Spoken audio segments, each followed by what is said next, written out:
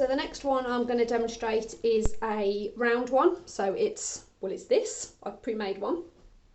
So you'd have a pin on the back. I don't have any pins, but the pin would be on the back here. You've got them, they're the T-pins. And then that can pin on to your top, and then all the flowers can be glued around the outside. So to do this, I have used a very empty salt pot. Feel sorry for me, I've got no salt left. And some aluminium wire. Now this is quite a thin aluminium wire. I think that you've got the flat one, but equally you can use it with the thicker round one. Any's fine. So what I did was, so you can use any, I mean this is a good size, so this works, and I'm just going to lower the camera so you can see what I'm doing. So we've got our pot and we've got the wire. So wrap the wire around and go around a couple of times, maybe 3 times. And then you can take that off. And what that does is it gives you a nice firm circle. Where the two ends meet, give that a bit of a chop, pop that to the side. And then this, you can make it a bit bigger if you want to. You bring the circles out a bit or keep them all tight in. It doesn't matter really. And then just secure these two ends by twisting round a few times. So it doesn't have to be super neat, but obviously we do want it to stay round as much as possible. So then we've got a round base. So then we need our bullion wire. I'm going to use the blue again. So you need to get a load of this off, maybe about, I don't know, 3 meters. It doesn't really matter, it's not that precise.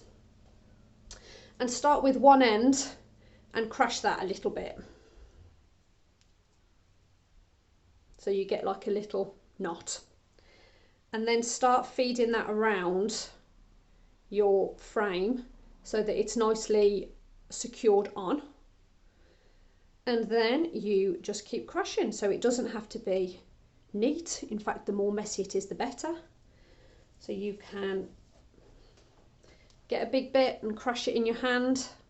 So you get that sort of shape. And then wrap it on. So you don't want this to be wrapped around tight.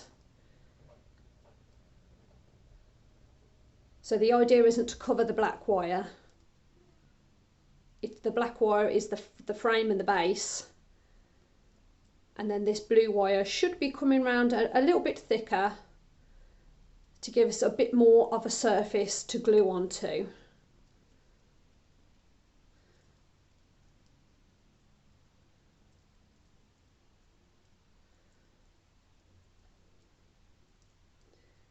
And keep going. So it doesn't matter if you haven't cut enough wire off, because obviously you can just keep adding this to this. You're never going to see where it's began and where it's end. Equally, if you've got too much, that's not going to make any difference either. My preference is to do these in 2 bits. So get a load of wire like what I just did, about 3 meters, and wrap round. And then get another section again about the same length. So you can do the same thing again.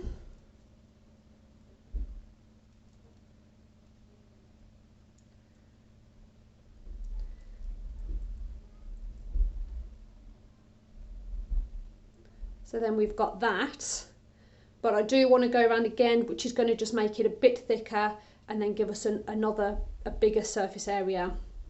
As you can see, there's not many flowers that are going to be able to go onto this. Like, you couldn't put a nice big fat rose on it, so you're looking at spray roses really, or smaller things just to be dotted round.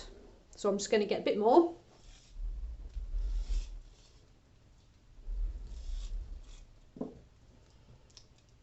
And do the same again. So make a bit crashed in your hand.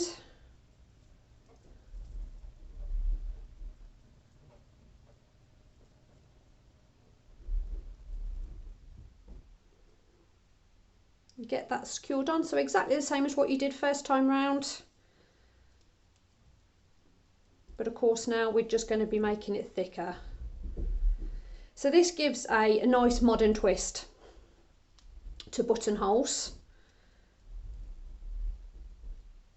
And of course this can all be made up well ahead of time.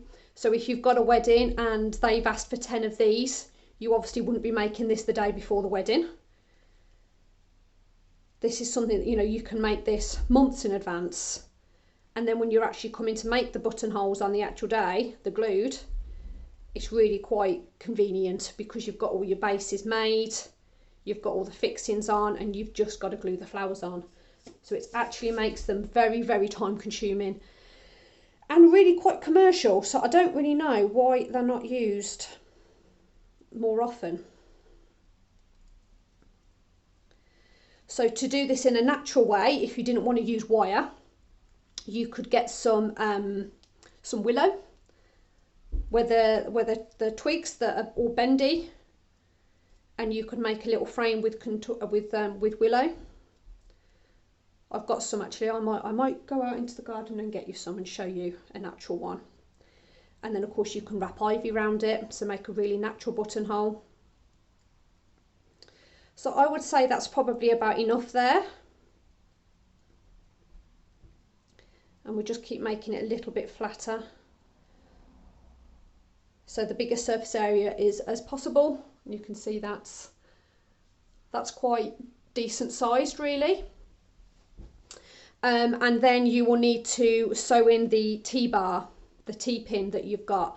So I would use the bullion wire again, put your pin into place, and then just wrap lots and lots of wire around both sides of the T, so that that's really nice and secure, and then that will just pin into place. And when you make these, you'll see how light they are.